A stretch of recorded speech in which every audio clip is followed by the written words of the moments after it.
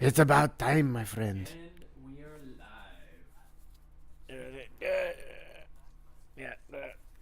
I'm working out, guys. Huh? Hey, guys, I've been working out. I've been working out, man. I've been working out, my friends. I've been eating less tortillas. You guys are just going at it, so I made Mario live already. Hello. Eating my tortillas alive on YouTube. All right.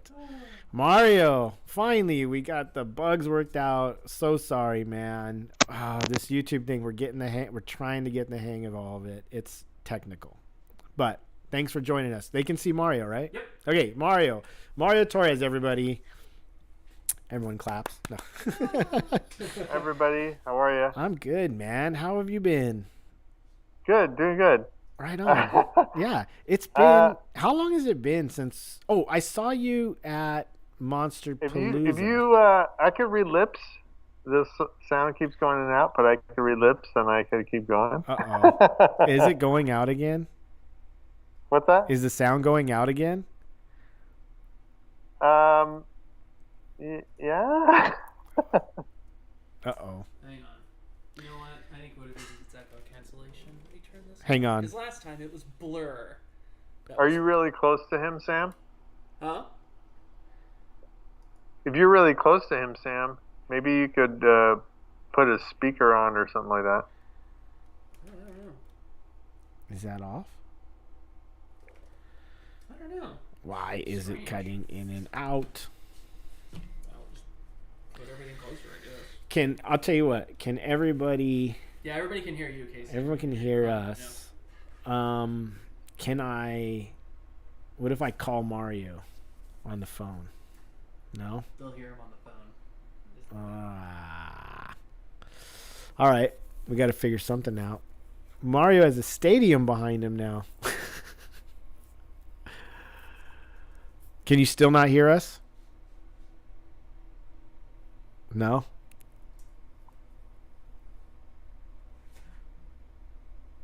Casey? Yo. Sam, can you say something? Yeah. Can you hear Sam?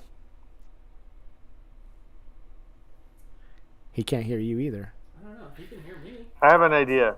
Casey, Yeah. just call me, and then I can hear you, and then I'll just respond. Alright. Let's just do it that way. Alright, and This is driving us crazy. All right. Let me call Mario. we'll make it work. We'll make it work somehow, people. Let's try that, my friend. Hello, my friend. Hey. Yo. Hey, how's it going? Turn the volume down. What up? I can hear you now, my friend. Now you can hear me. How's it going, my friend? Good, how are you, my friend? As you can see with a smile on my face, I can tell you that everything is okay. All right, man. So, anyway, as I was saying, dude, I haven't seen you since Monster Palooza, right? Was that the last time? Yeah, I think that was the last time I saw you. I lost the picture. Oh. It's tiny. Can we enlarge it? Hang on, dude. Yeah, was that the last time I ran into you? I think so, yeah. How you been? I've been good, man. I mean, life's been crazy all over the place, upside down. What about you? Oh, man, things have been good. Started back up at work a while back, and then, I'm raising 2 teenage kids. But man, I'm so happy they're with me, and everything is really good right now. Getting to sculpt monsters during the day. Mm-hmm. Working on my personal projects, and yeah. I mean, what else could you ask for? I don't know, man. I mean, several $1 million. No. Sure, I'll take that. Yeah, I think we all would take that. Yeah, man. Sorry, this is all the technical stuff, but let's just dive right in, dude. I mean, the thing that's crazy is I was trying to think back to when I first met you, which I think was at Spectral Motion, right?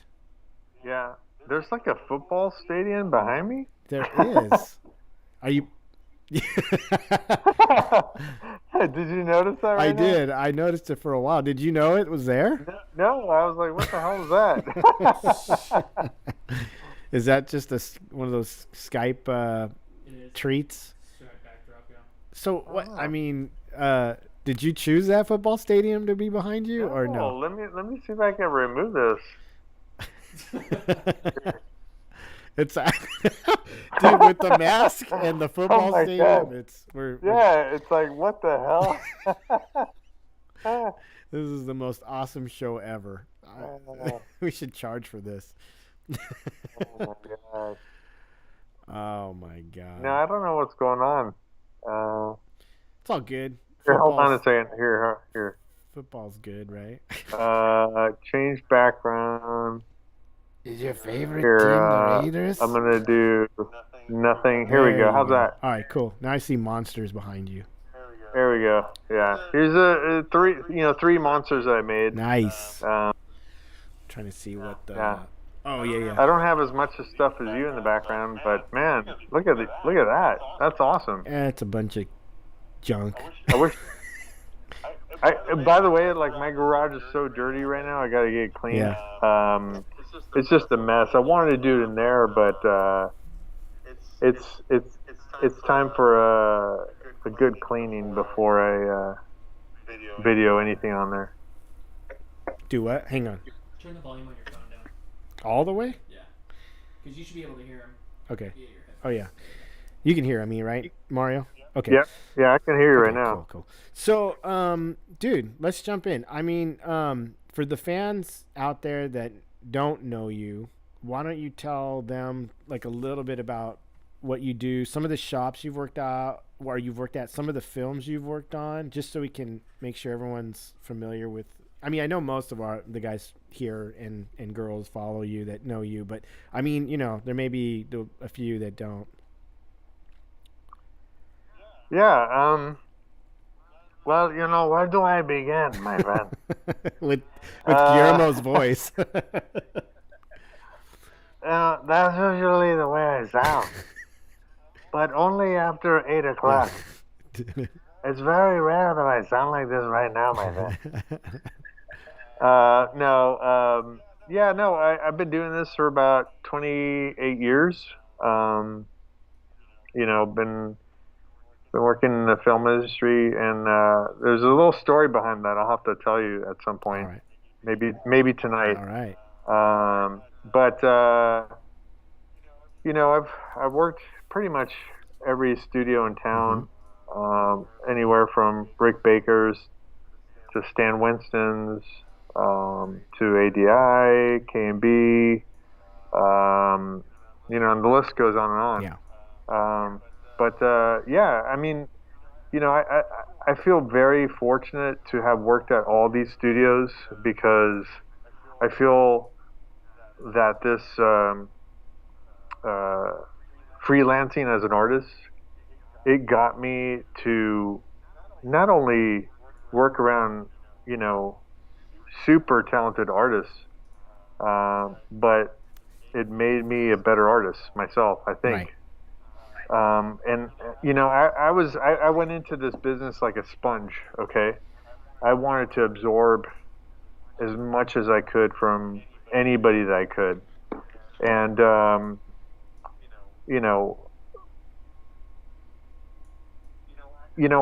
still feel like I'm doing that. I still feel like I'm learning. I think it's good to never think you know everything. Right.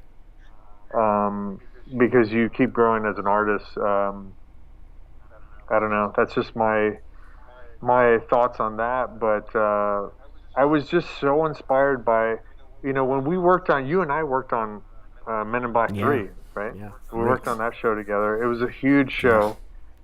And, our buddy Norman Cabrera, called me up and he's like, man, he's like, are you available? You want to work on this? And I said, dude, working with you and Rick Baker, come on, Right? hell yeah. Yeah, exactly. It was just such a creative force there at the studio, that I mean, it was like fuel to a fire. I mean, I'm just speaking for myself, and I want to hear what you think. Oh no, But it was. it was like I told this to Art Sakamoto. Art Sakamoto was making the teeth for the show, but I said, when I talked to him after the show, looking back in retrospect, I was telling him like, dude, I know it's weird, but there was like something kind of magical there. I know it sounds cheesy, but Mm-hmm. I got so much creative fuel from all you guys Yeah. that it made me want to try to do better. Right. And it just went around in circles. I felt like it was just like fire, it was this fire kind of going around in circles of all these creative people, like, Matt Rose, Jerry Orozco, Norman Cabrera, Mitch Devane, you, Casey Love. Yeah, it was crazy. I mean, there's just like a lot of people there, that I felt so inspired to be around. Yeah. And Yeah. That's definitely the vibe I had there. I try to describe it to people that never had the chance to work at Rick's, that it was kind of like going to Disneyland every day to work, Yeah. but like not exactly Disney. I mean, it's hard to describe. Like what I mean is the excitement of going to Disneyland as a kid was like the excitement of going to Rick's to work. Yeah. And yeah, you kind of hit the nail on the head. There was a vibe. I'm gonna take this off. Yeah, there he is. There's the real Mario. There was a cool vibe on that show where I think everybody was highly inspired. And what was cool, I mean, I don't know how it was for you guys because I was painting the whole time. And you guys were sculpting, but for Rick, it was like, what's that? He needs to move his phone. Oh, move your phone a little bit away because there's an echo. Okay. I'm hearing myself twice. Is that better? So for Rick, yeah, perfect, thanks. So for Rick's, what was I saying? It was like, yeah, that was for me. That was like kind of a breakout show in a way, like I was on a roll. I felt like I was on this roll of just banging paint jobs after paint jobs out. And I don't know for all you guys, but like Rick was leaving me alone to just paint and do whatever. Like he trusted me 100%, which was crazy. I don't know if you guys were getting art directed on stuff, or he was just leaving you guys be. Yeah, I mean, he'd slap us around quite a bit. No. Hey, don't do that. Rick was great. Yeah. I mean, I don't know, man. I don't think like that was one of the. I'd say there's a handful of shows that you get to be creative on, and that definitely was at the top of the list. Yeah. And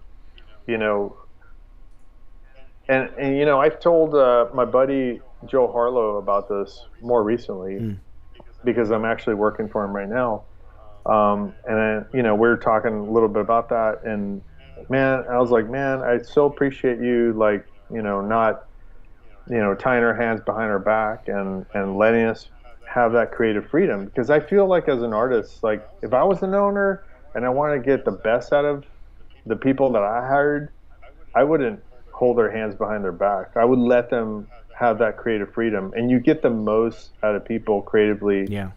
Out of the artists. Yeah. And I think that Rick did that. I think Rick was really great about that on that show, is that he let us do that. And I really respect that and admire that. Absolutely. As an artist, because when when you get micromanaged. Go ahead. Oh, I feel like when you get micromanaged so much, it's like because they hire you because of your skills, Right. right? So, Casey, like, hey, you know what? Look at this piece and just go with it. Like, I know you have like a vision for it and something you obviously could see in your head. Right. So, let it out, right? Right. And I felt like maybe that was there on the table for us to do as all of us as artists. Yeah. And I think Joel lets us do that too. I mean, Joel is very good about that. Yeah. He lets us be creative and explore, and obviously he'll chime in if he feels like there's something that doesn't feel right. But he's the boss, and he'll let us know what he thinks. But for the most part, he just lets you be creative and free with Right. That's art. That's insane, man. It's because there's so few effect shops and places, or art, not even effect shops, just art places that, whether it's commercial art or whatever, that will let you do that and trust you. And yeah, when you get those opportunities, they're few and far between, it seems like. But you're right. And I've tried to express this to even commercial art type companies and people I've worked for, and they just can't stop micromanaging. They feel the need to do that, and they just don't get it that artists will deliver better work always if you give them a little bit of freedom. Like there can be guidelines, but like if you can't give them a little bit of freedom, it's you just start frustrating the artist no matter what. Even if they're not saying it. No, absolutely. Yeah.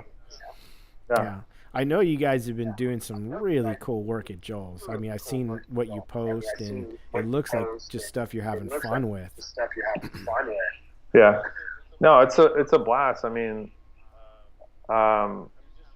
just having that creative freedom, you get so into it, and I don't know. I mean, I'm kind of like a nerd about that, like where I remember one time I was sculpting on something, and I got so nerded out by what I was doing that I literally had to go pee, and I couldn't go to the bathroom because I was so into the sculpture. Right.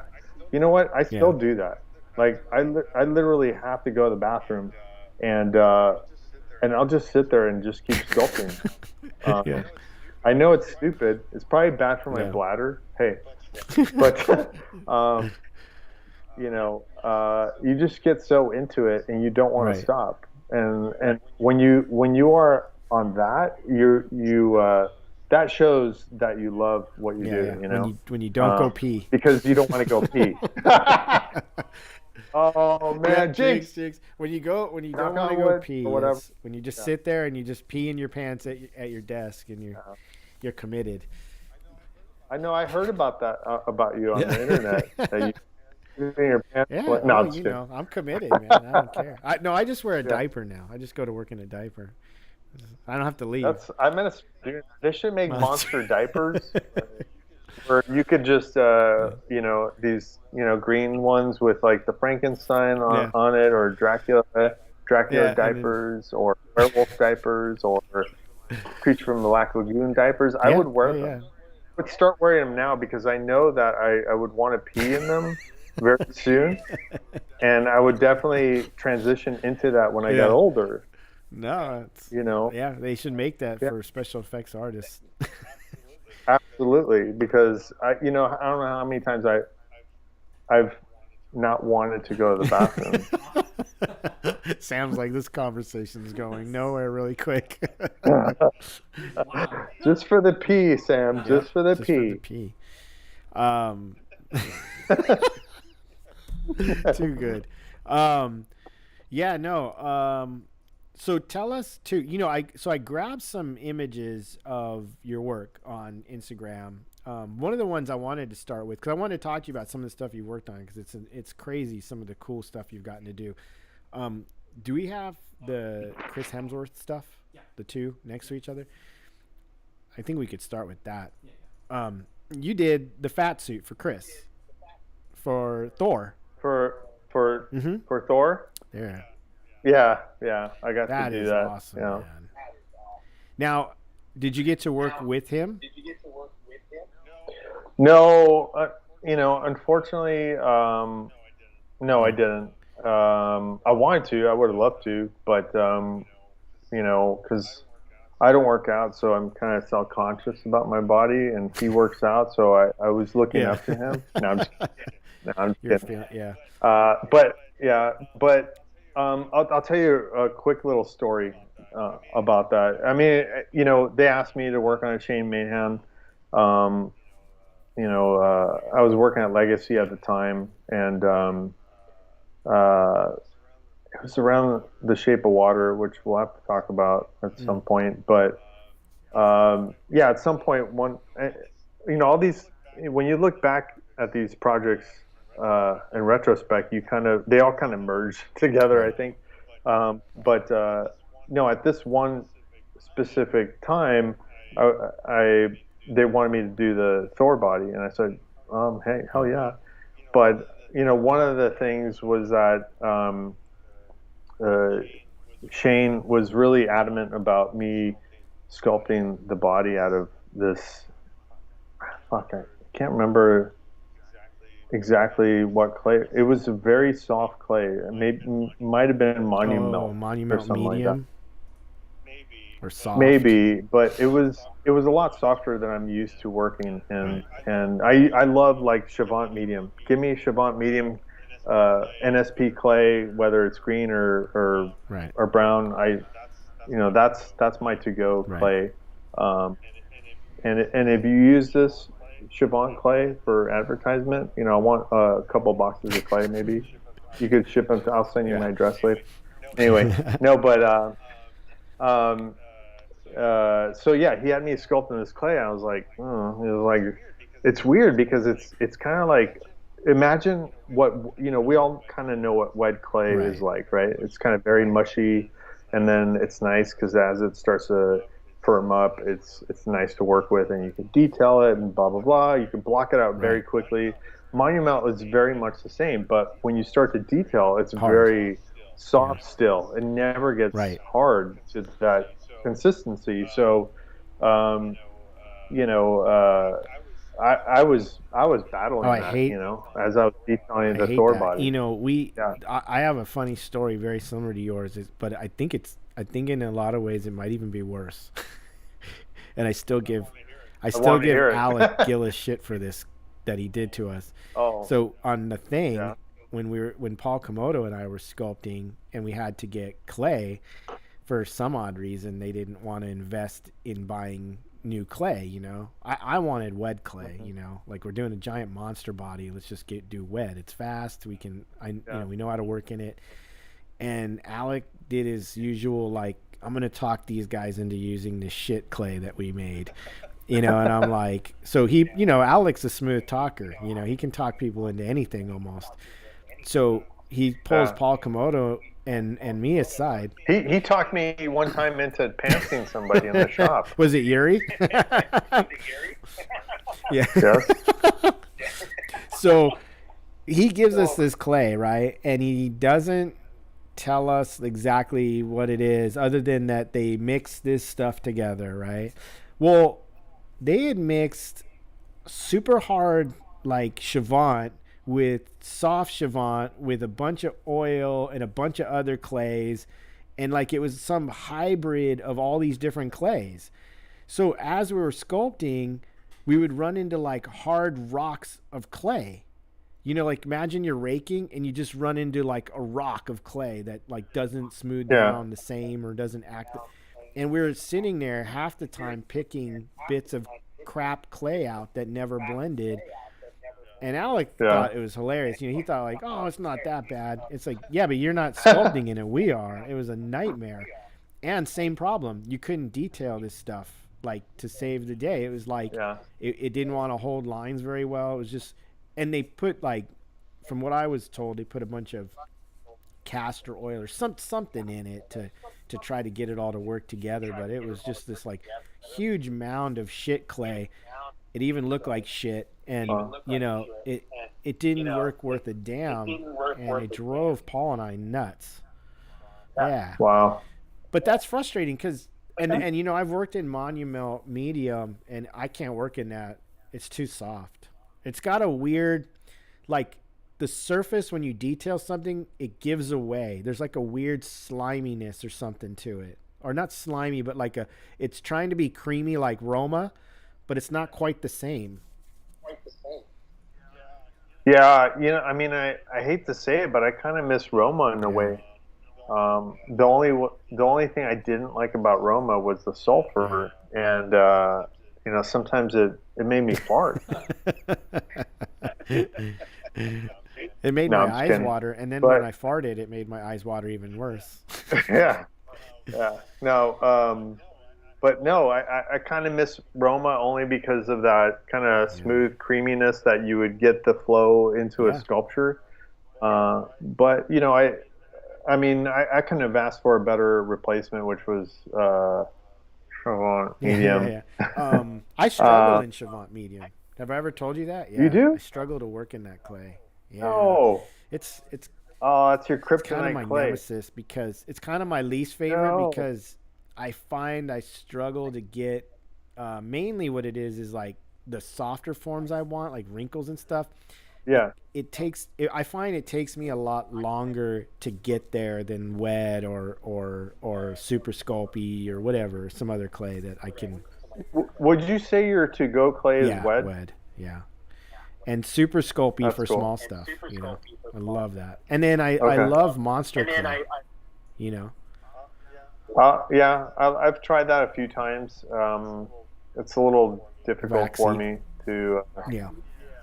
Yeah, it's a little waxy, not sexy. So this fat suit you did for Chris, you had to do all this clay that you weren't familiar with, which I know the challenge of that. How long did you have to do that? Well, you know what? I'm going to back up here because I actually had to sculpt that suit twice.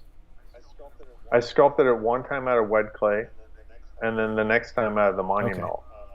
I don't know. I think because they had a meeting coming up and I needed to do something really quickly and show them. But I actually, on that suit, after working with a monument, I preferred the wedclay because, you know, it's fast. But I remember one day, and this was, might have been the monument it was in, but Shane's like, hey, we got to take the sculpture to Disney. And I said, what? For whatever reason, the executives couldn't come to Legacy Effect. So we rented a U-Haul, or I don't know. Maybe they had it already. I don't know. I don't really remember. But we got into kind of like a U-Haul truck, and we took the entire sculpture, you know, like the full body cast of Chris, and we took it down to Disney. And we rolled it down, and you know, all the execs came out and they looked at it, and and they kind of were like, okay, cool, we're loving it, you know, and I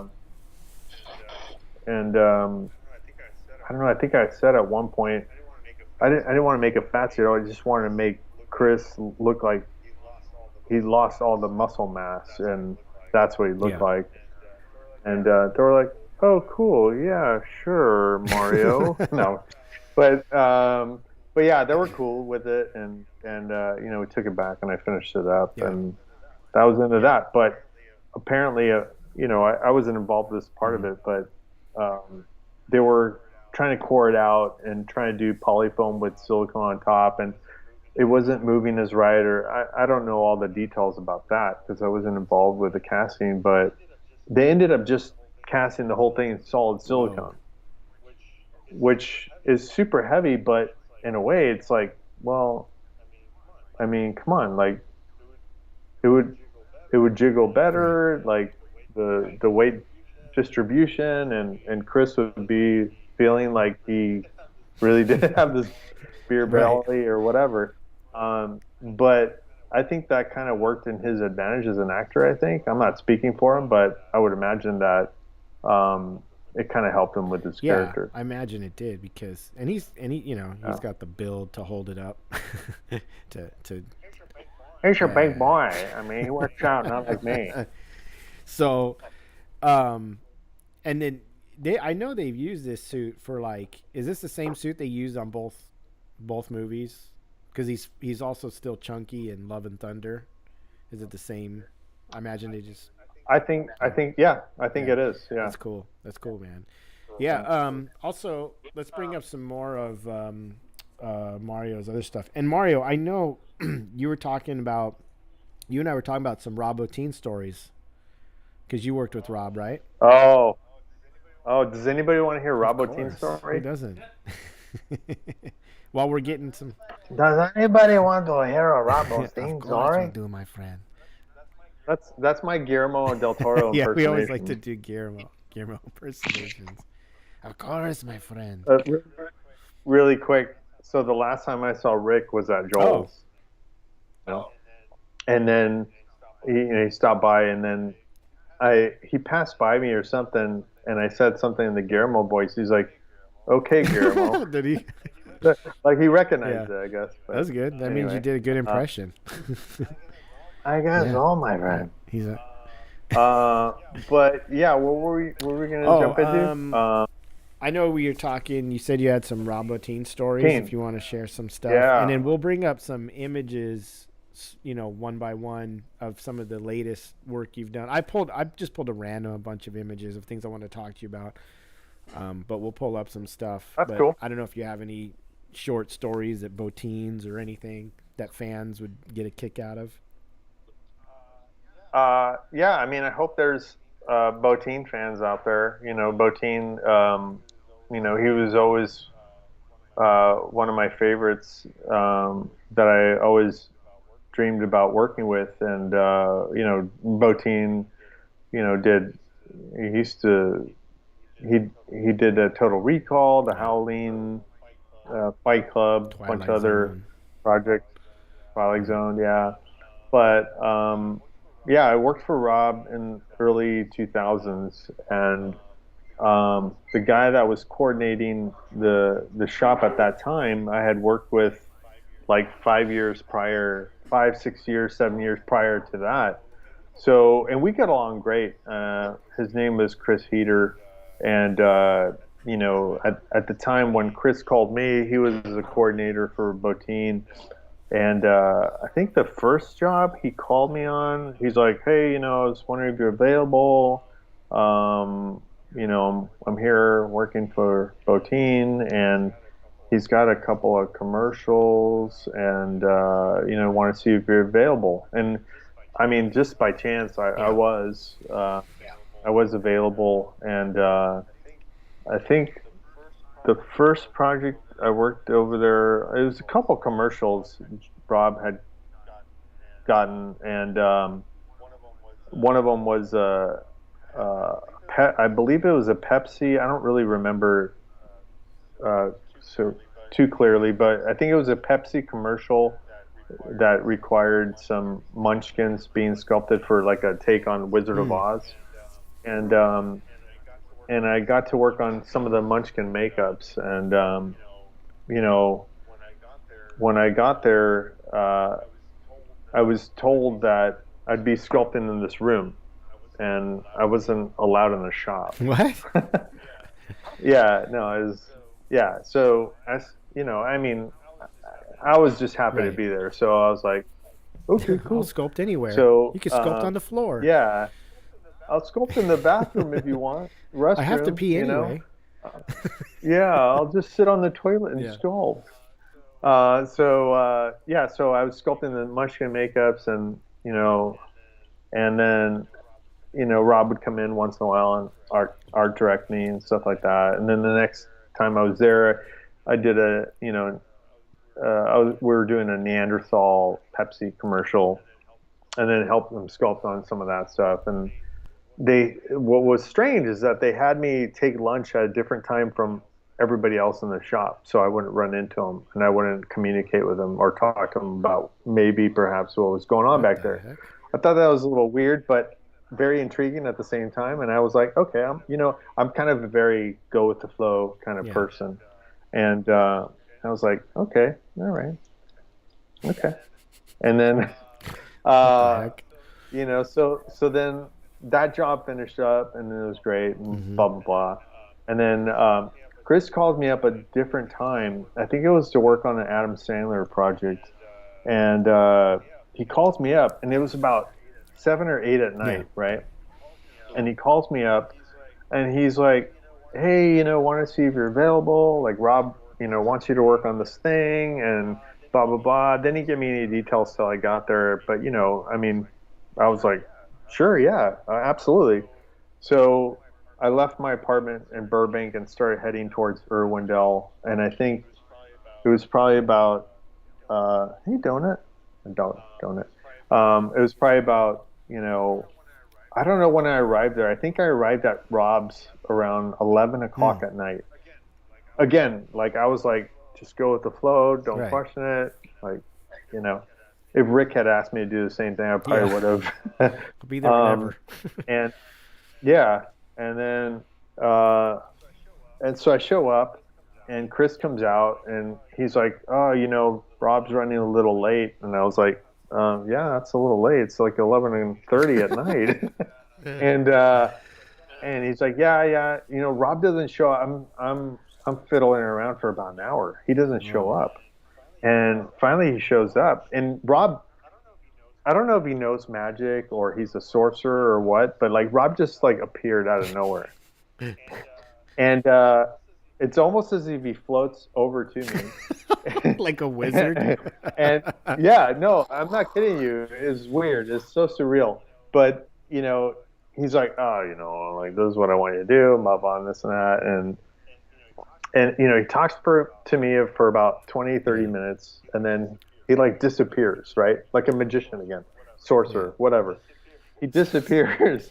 And then What the hell? and then I was like, "Oh, okay." And then Chris comes over to me, and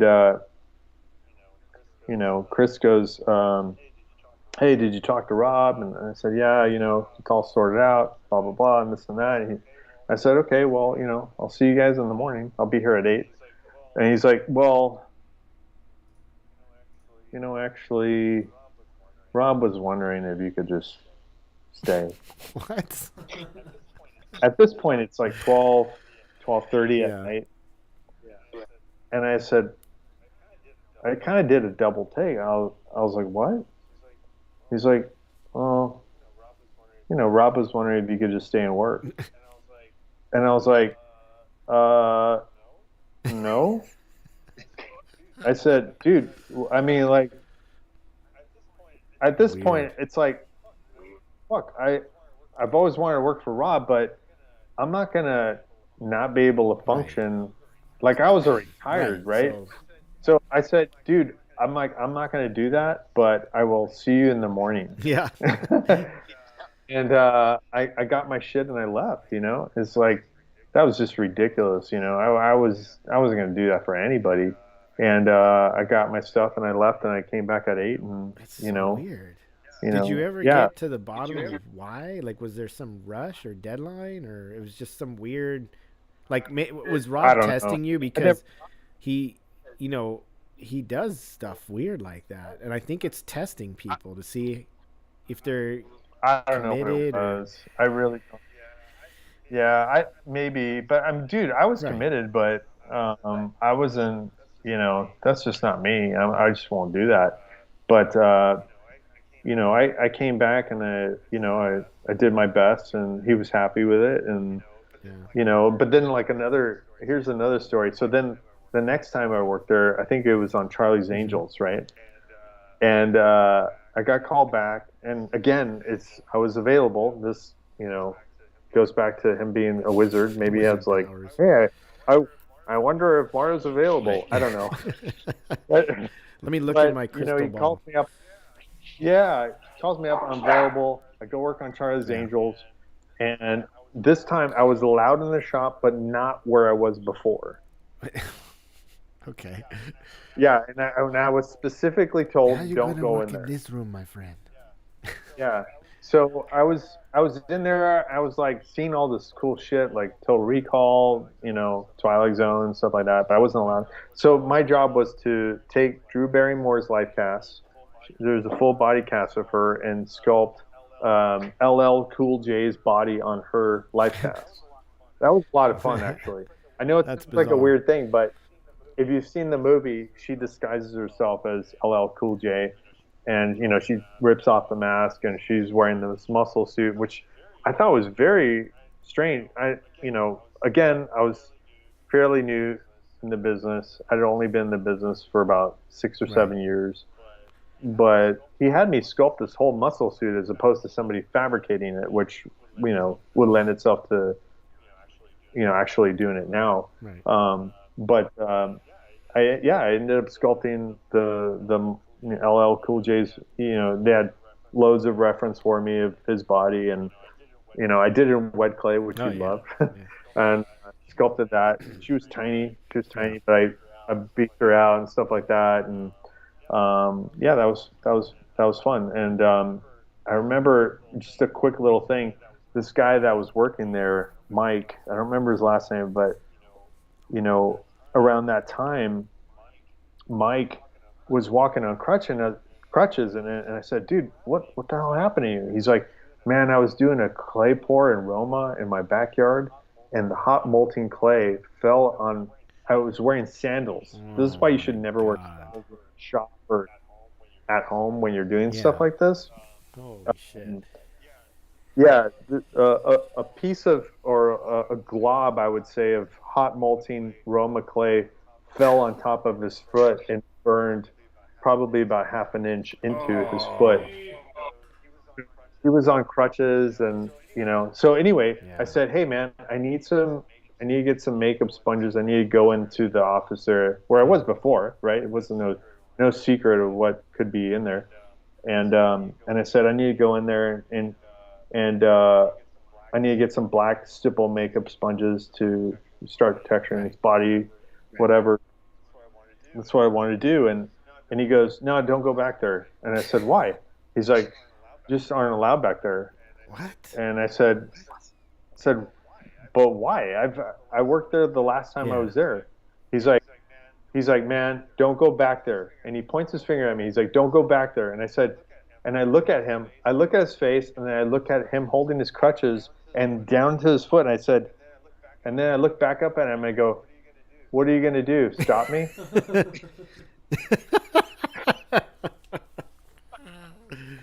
And I went in there and I grabbed what I fucking needed, and I went back to work.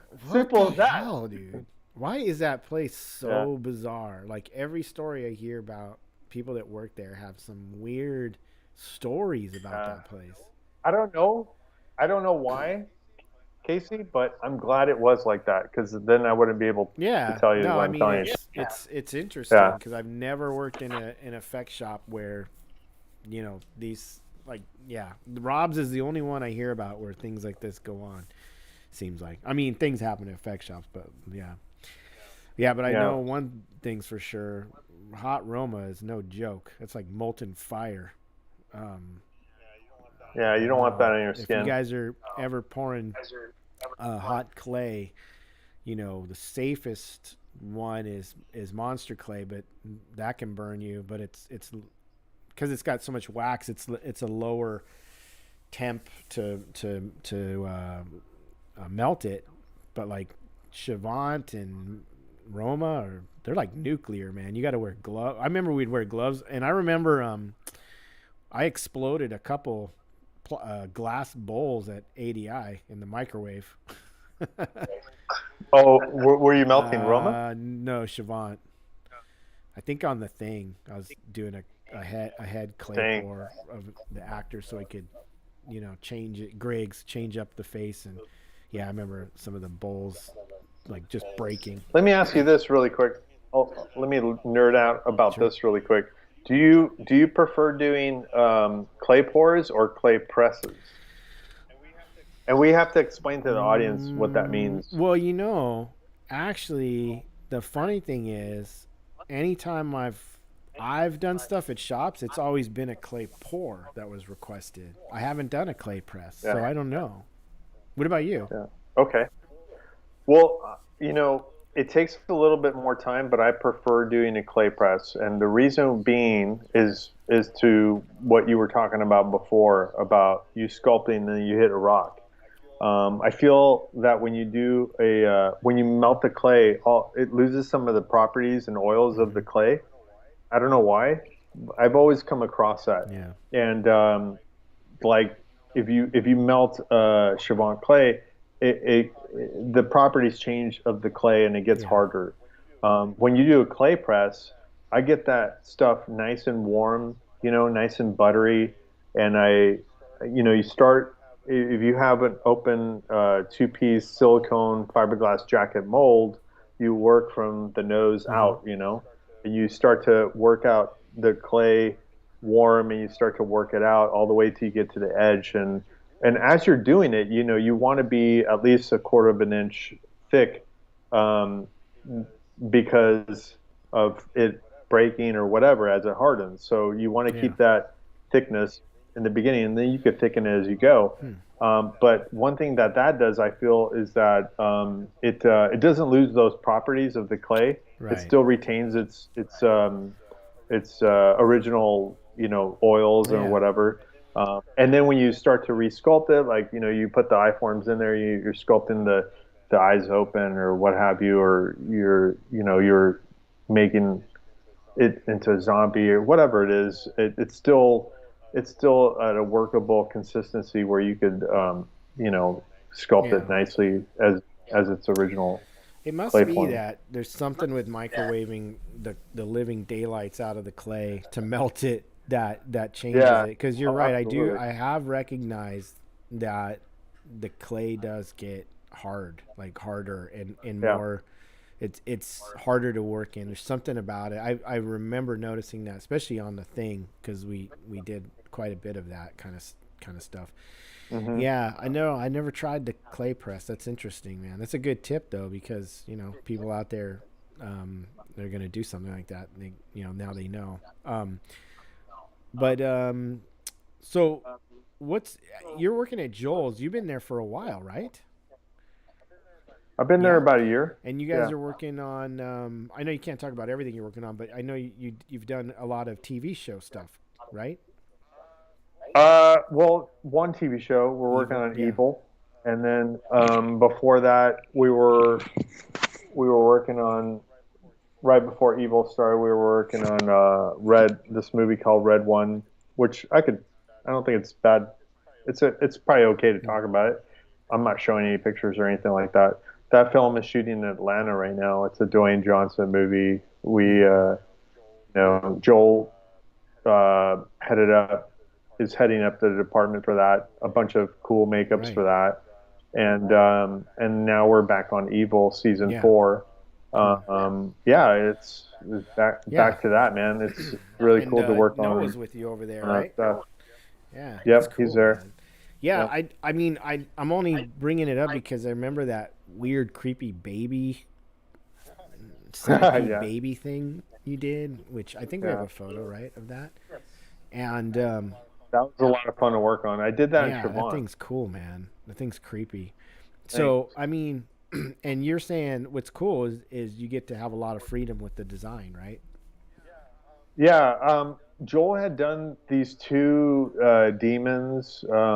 He showed me reference pictures of these demons he had done. I think it was a personal thing, but they're really cool. Like all these There horns, it is. very deformed and twisted and Yeah. stuff like that.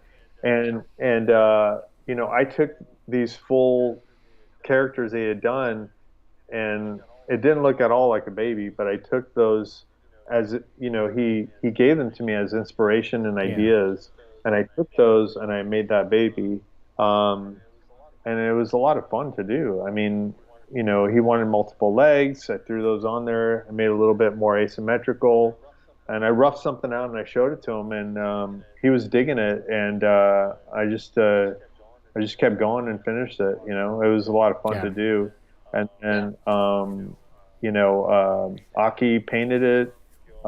Gil was also involved in molding it, and Bill Fesh cast it up in foam latex, and John Griswold mechanized it. John Griswold's, phenomenal mechanic that's worked many years at Henson Studio. He did the mechanics on that, and it just it was. I mean, it's like when you see something you sculpt come to life like that and move around like that, it's I become the kid again. It's like, oh my gosh, this is like it's magical. It's magical. It's a fun little creature that's come to life. It's just a whole team of us that made that thing happen. So it was Dude, a lot I of think fun. for some reason this thought just came to my head. I think back when we worked on Men in Black 3. I hope I had my clothes on, right? Some of the time. So back when we were on that, though, you would come up with part of the idea for the Boris the Animal arm, which was all your kids. You had casted a bunch of your kids' little fingers. Your kids, you were little. You had little kids, and they had little tiny fingers. So you casted a bunch of these little fingers, and then I end up fabricating that whole weird arm, which was a nightmare, to do, because I overcomplicated the thing to death. But it's funny because I don't know if you noticed, but like all of Rick's new Halloween gags, it's all these little fingers, like on top of fingers, on his daughters. I think some of that Boris stuff was still lingering within Rick's brain, Yeah. Yeah. No, that's awesome. No, I remember. Like at that time I brought my family in for a tour, Rick was very cool. He let us go upstairs in the display room and stuff like that, and then I don't know, I don't really remember how it came about, but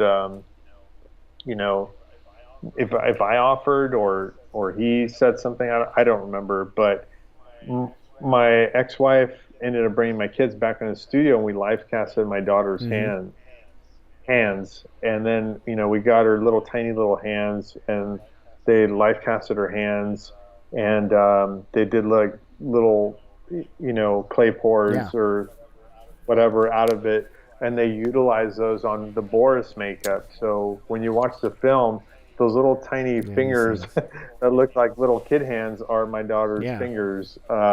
I thought that was cool. That was and then we used a bunch of them with. I think you sculpted little nails, long nails or something on them, and then we cast up and had all these fingers running up that arm and.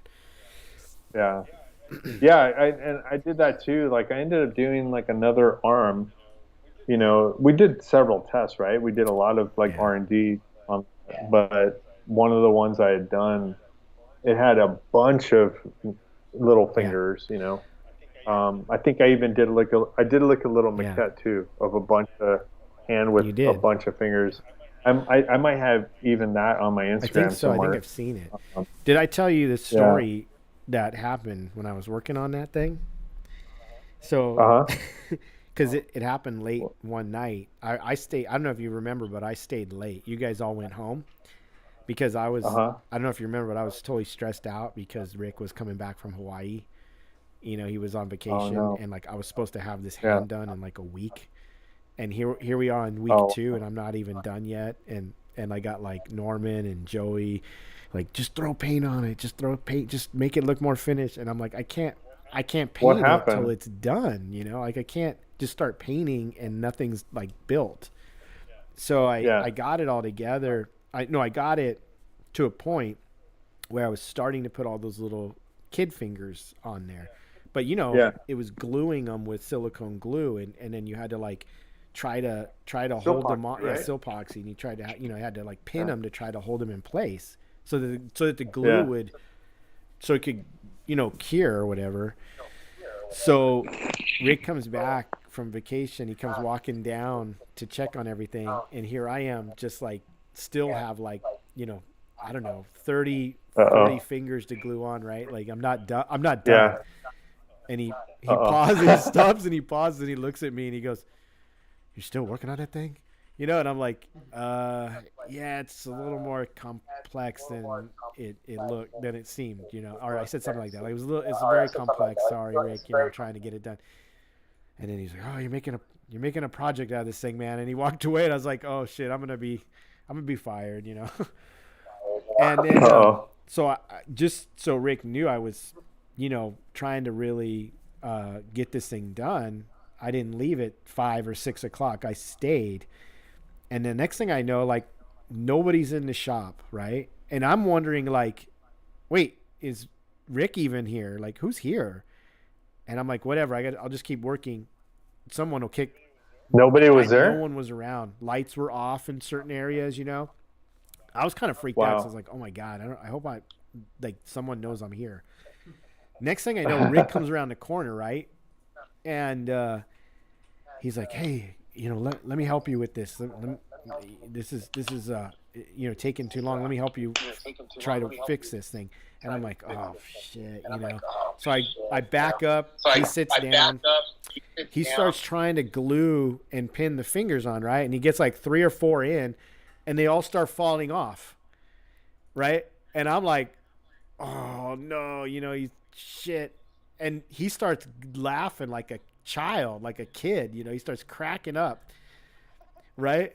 And then he goes, oh yeah, no wonder, this is a bitch, this is a pain in the ass, you know. And I'm like, yeah, that's kind of what I was trying to tell you, you know. It's harder than it looks.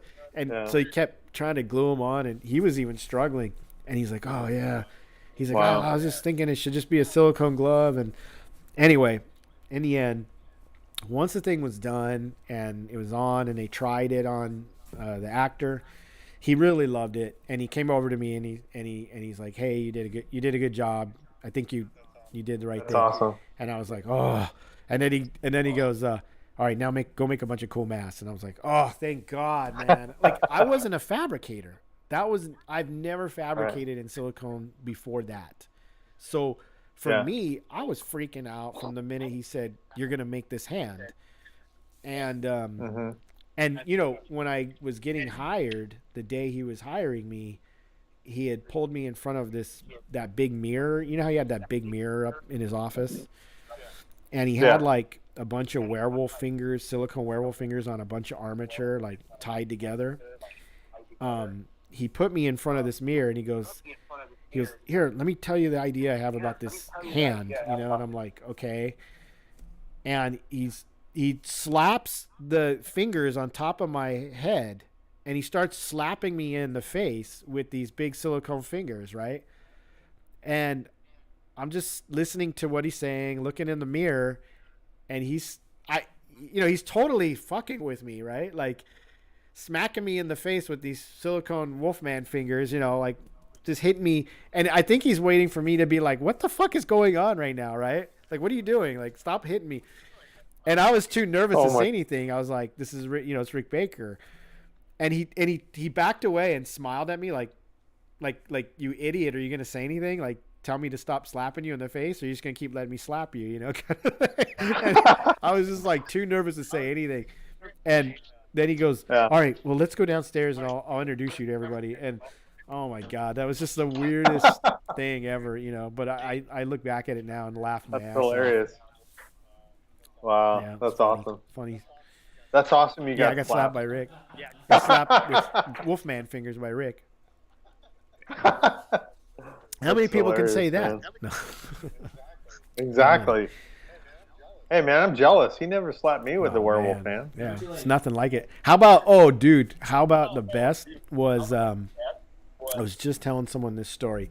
Remember that thing Joey sculpted, which was like a giant centipede, and it had an eyeball the size of a bowling ball? Okay. Oh, yeah. So he was testing that on someone in the shop. I don't know if you were there or you remember, but he was testing that, like, put it on somebody. I don't know if it was Chris or somebody.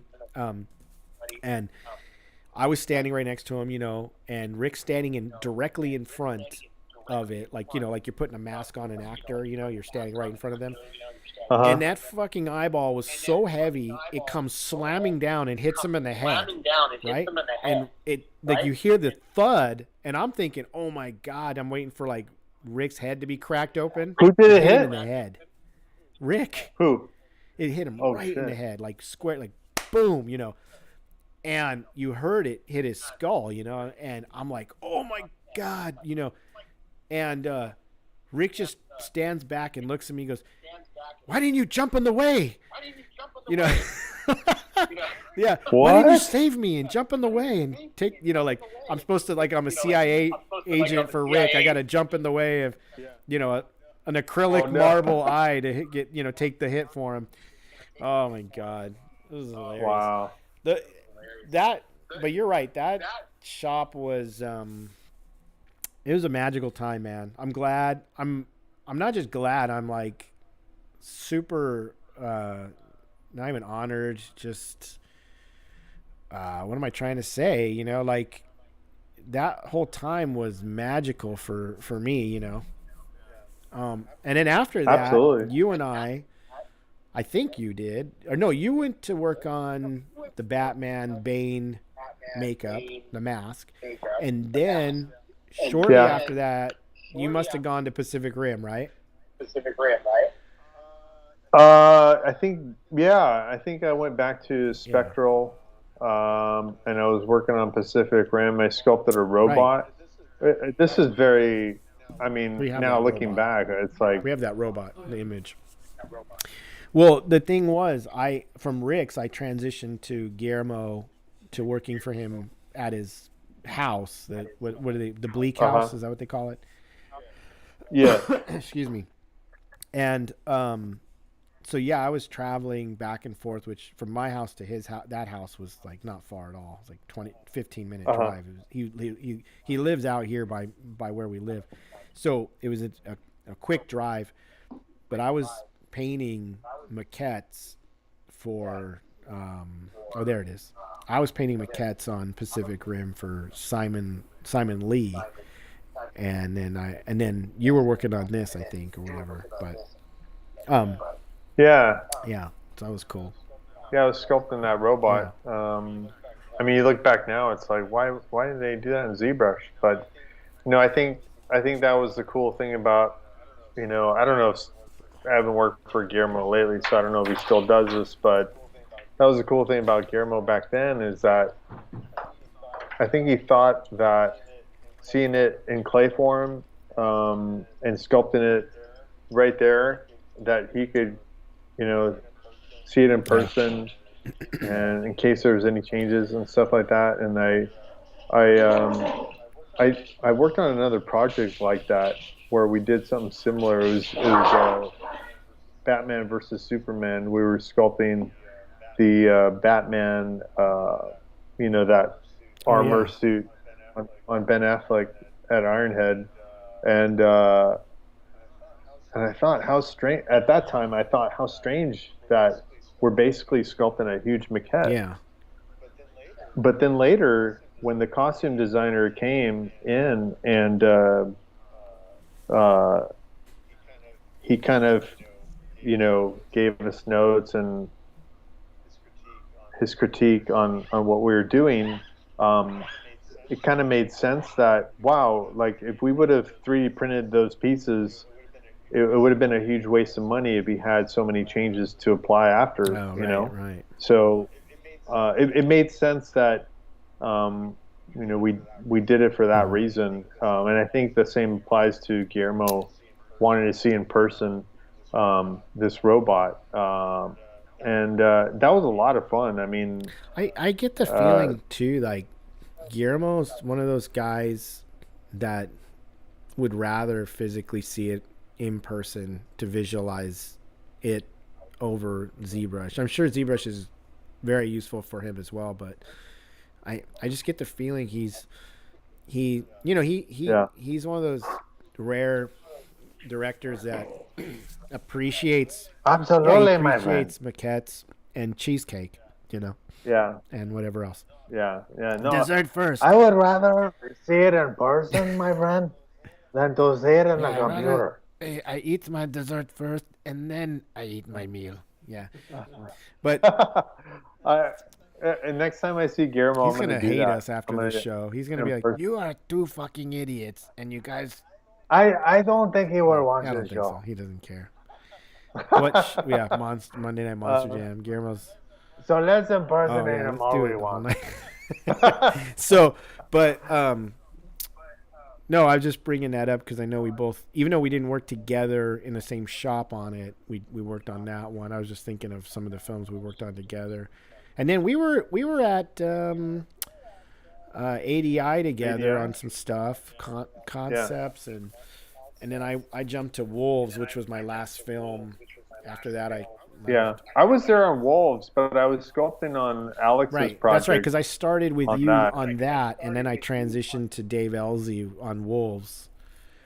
Yeah. Yeah, Mm-hmm. yeah, that's right. I was sculpting these little alien characters out of wedclay, which you would love. I was doing these little, I did about 5 of them. Yeah. These little alien characters for Alec. Those were a lot of fun to do. I think I worked on those about half a day each. Yeah, they were quick. And those are on my Instagram. You could see those. Alec allowed me to post those. Some people get mad when you post their stuff. Right.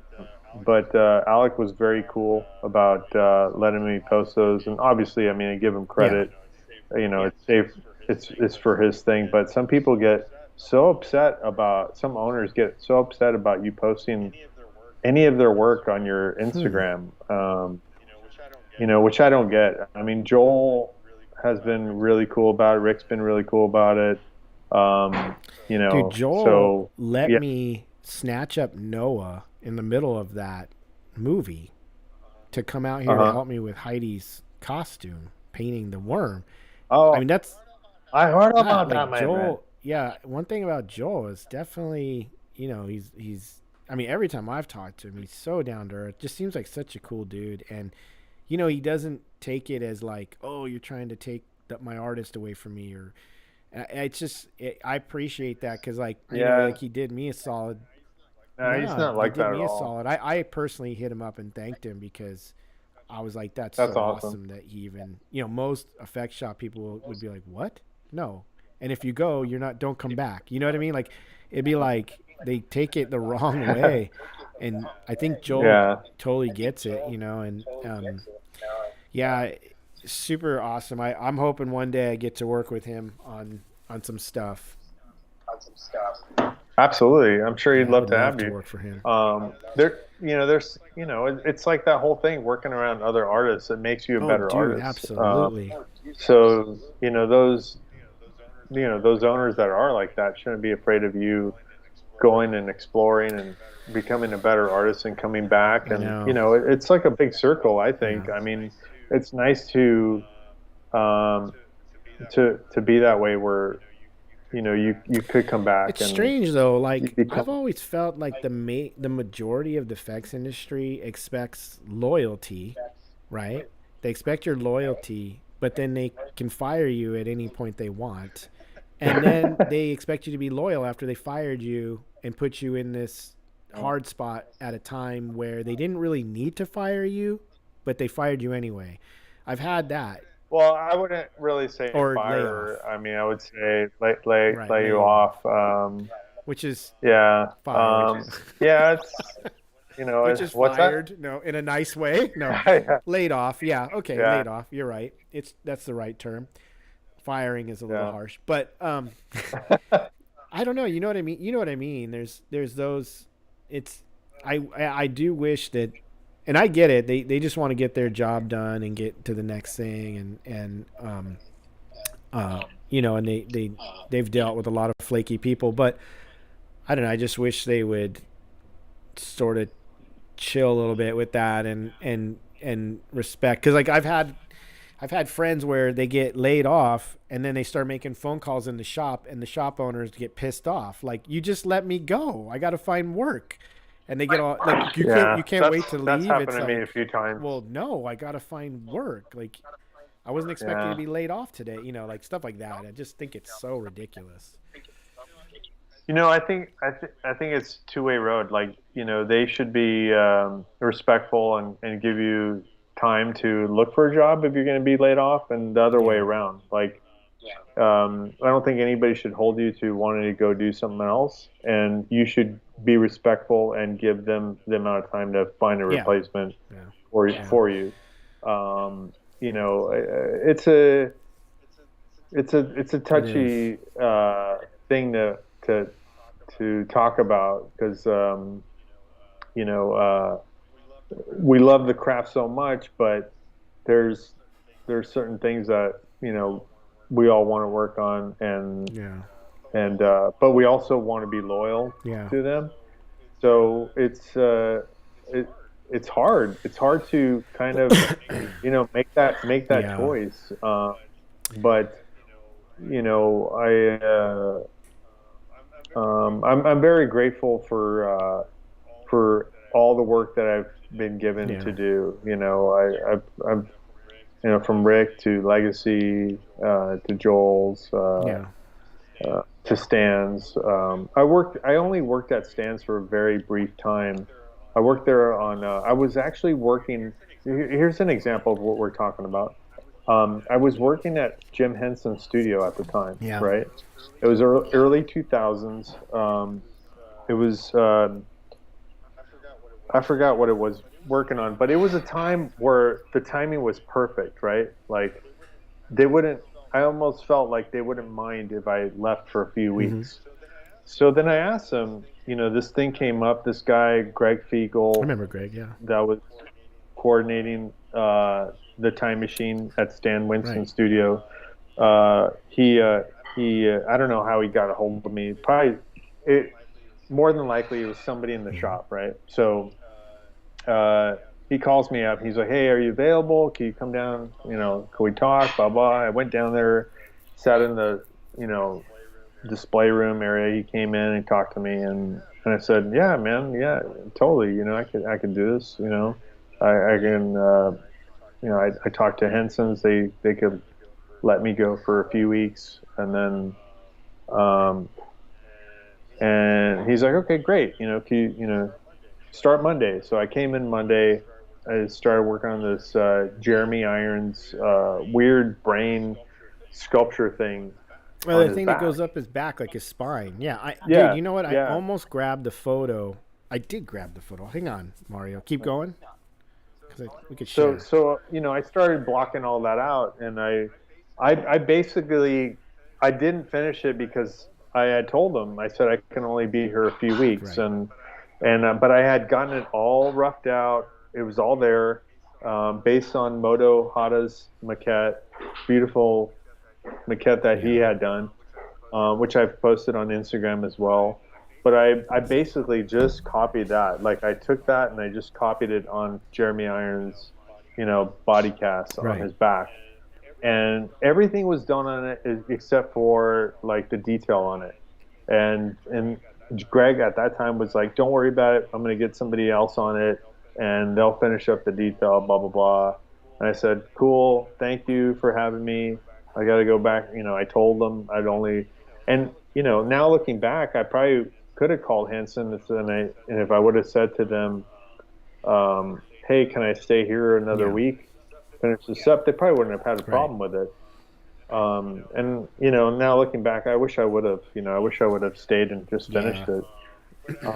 But I roughed it all out. And at one point, you know, I think it was maybe a few days into it, we had a morning meeting, and, you know, Stan was very kind and sweet, and he says, you know, well, I see we got a lot of new people here, and he makes everybody introduce themselves to the entire shop. I mean, there's like over 60 people in there, and I did, and then afterwards, you know, everybody went to work, and Stan comes up to me and says, he's like, oh, you know, and he introduces himself to me, and I was, you know, I didn't know what to say, but I was like, I'm Mario Torres, and he was very nice, and then he walked away, disappeared, and I don't, you know, I might have seen him a few times after that, but yeah, it was, you know, I feel like if I would have, you know, said, I mean, part of me was like, maybe I shouldn't go back to Henson's. Like, I was in conflict on what to do, you know, because you know, it's like Rick's. It's like you've always wanted to work there.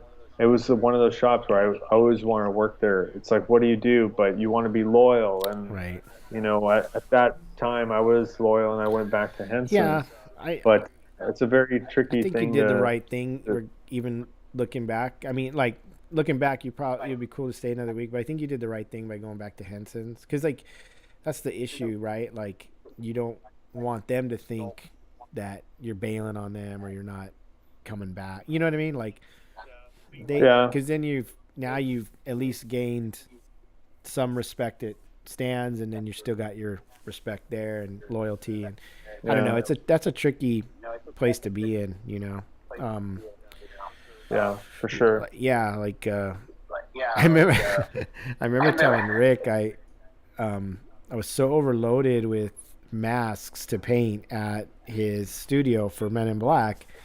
I remember thinking like we're getting close to Monster Palooza, and I knew that I think you and I had already gone to set and come back from New York, and we were at Rick's, and I had to tell him like, hey, if this is ending soon, I have this show and I stand a chance of making a bunch of money, so I need some time to make stuff, you know. And Rick goes, if you plan to set up in Monster Palooza and you plan to leave me, he goes, you're not leaving me. If you leave me, I'm going to set up a table right next to you at Monster Palooza and I'm going to sell masks. And I just laughed, you know, and he was like taken back, like, why are you laughing? You know, and I was cracking up, and I'm like, are you serious? I go, you'll set up a table next to me? And he's like, yeah. And I'm like, cool. I said, I'll have Rick Baker right next to me at Monster Palooza. I know, you were like, I'm going to sell this much more masks. And he was just like, how come you're not scared of me? You know, how come you're not, I forget. He said something funny like that. Like, how come you're not, you know, taking me serious, or I don't know, something. It was funny, man, but it was great. But he understood. That's awesome. The cool thing was he was just giving me shit, but he understood what I meant. And I said, look, I'm not trying to bail. I last thing I would do is bail on you, Rick. I just want to make sure I can get the proper time I need for this stuff. If this is coming to an end, because it seems like we're coming to that point. And he's like, oh yeah, no, I get it. And he's like, the door's over there. No, no, he was really cool about it. And I think that's the other thing, right? Like, as long as you're communicating to them and they know you're not just trying to, you know, mess around or whatever, you know, for the most part, people get it. Yeah, you know, absolutely. Is there any other work you want to talk about? I know I pulled a bunch of pictures up. What else haven't we shown, Sam? There was actually, you know what? There's the goat creature he did for evil. Yeah, that thing. Which one? Demon. I can't actually see what you're. So that goat demon with like multiple eyes and horns. Yeah, I think you did a whole suit, right? At Joel's. Yeah, that was cool. I love that thing. That was for evil, right? That was an awesome sculpt. Oh, you know what? Let's talk about Hellraiser, because you did some work on Hellraiser. Yeah, I worked on Hellraiser. I actually worked on Hellraiser right before Joel's. And I don't know, I was like looking for work, and a job had just ended, and then I reached out to a few people, and they're like, you should check, you know, with Josh and Sierra Russell. And I reached out to them, and then they brought me on to work on Hellraiser, and I was there, I don't know, I'd say, 2-3 months. It was a great experience. Got to sculpt some Cenobites. Hellraiser is one of those movies, I love the original, and I was like, I've always, even, early 80s when the film came out, I loved it, and it was just great to be a part of it. And I was like, sculpting Cenobites? Yeah. Hell yeah. Awesome. I couldn't, I've always wanted to work on a Hellraiser film. So, you know, I got to do it. Super cool. I was very happy to be a part of that. I remember when I was at Totopolis briefly, there was some talk of possibly doing, because I know this Hellraiser film thing has been talked about for decades about them doing this. And there was this brief moment, I remember, where they were like, oh, we might be doing some Hellraiser stuff. And I was like, oh, that'd be cool, because I would love to redo the Chatterer. But I love the stuff you guys did. I love the direction that everything went in as far as the Cenobites. They look amazing, man. All you guys, I know it's you and Grasso, and who else was on these? Jeremy Jeremy's a Aiello, great sculptor. Dave Grasso, Mikey Rods. By the time I came on, Mikey had left, and you know, I loved what he did on the Chatterer. But that's like one of the characters I want. Right, to do. everyone wants to do the Chatterer. So, yeah, I mean, that's the one. You know, it's either Pinhead or that one, right? And that's the one I really wanted to do. But I think Mikey knocked it out of the park with that one. He did a beautiful job on it. But you know, I was a little bit jealous because I wanted to work on it. I wanted to do that character, and but I was yeah. But you know what? The thing is, the one that you did, I don't know what the name of this one was, but this thing's creepy as hell, dude. That face, the one you did, this female thing, the face is so creepy, man. Weeper, that one was called. Yeah, Weeper, I love it. I remember when I want to say when I first saw the trailer, it was this specific one that caught my attention. It showed really quick. But it grabbed you because those black eyes and the mouth missing. You're like, whoa, what the hell was that thing? I remember that was my first impression. Like, whoa, man, this is going to be good if this is what, you know, they look like. So super cool, man. Yeah, thank you. I mean, when I was like, I gotta creep Casey out, so I gotta when I was sculpting, I was like, how can I creep him out? You know? That's what you were thinking the whole time. How do I get? I want him to have nightmares. I want him to have these, you know, very terrifying nightmares. Dude, I was just telling Noah Rivers about this nightmare I had the other day, 2 nights ago or something. It was insanely weird. You want to hear about it? Okay. Yeah, dude, sure. Okay. Yeah. So, do you know who the Shiflett brothers are? The Shiflett brothers? Do you know them? No. You don't know the Shiflett brothers? No? No. Okay. Well, that doesn't help. No. Come on, Mario. They do Monsterpalooza, and they do, you know, they've been long time statue sculptors, you know, for Randy Bowen, and you know, they're kind of like, they're kind of referred to as like the Frazetta of sculpting, because their art style is very much in clay, like Frazetta was in drawing and painting. Awesome. I love. They kind of have like this very gestural style of sculpting, of not finishing everything to a, but it looks really cool. Like they grab really intense moments and characters, and they do all their own original. Anyway, it's 2 brothers, Jared and Brandon Shiflett. Should check out their work. They're great. Yeah, absolutely. And I don't know why I had this dream. It was so weird. It started at Rick Baker's house, but it was and I'm gonna blame Mucinex for my cold, or because I think Mucinex is what made me have this lucid weird dream. But it started at Rick's. And Rick lived in this weird compound castle, you know? And so we went in and we were visiting Rick, and he was showing us how he'd made all this cool stuff. And he was showing these very bizarre techniques of like casting stuff against gravity, like, which you would never do, you know? Like weird, I can't even explain. Like he had this mold, and he had what looked like something you would use to get like honey out of a beehive, and he was jamming it in this hole, and it was pushing all this clear silicone liquid upwards into this thing, and like a fountain inside, and he had it all sealed off a certain way, and he's like explaining it, why it works better, and I'm just like like it was bizarre, right? And then the next thing I know, the dream transitions into this trade show, and I run into weird, and I run into Jared and Brandon Shiflett, and Jared's looks just like Jared, and he's talking to me, and we're chit chatting like, "Hey, how's it going? You know, how you doing?" Blah, blah. And then I see his brother Brandon appear, and his brother's face is totally deformed with this weird human soft skull structure, which looks like a mask, right? And it's got these blobular eyes on top of where there are like no sockets. It's just, there's no sockets. The eyes are just sticking out like goober balls, and they're all bloodshot, and like they look like eyes that have been mixed up like a pancake mix inside.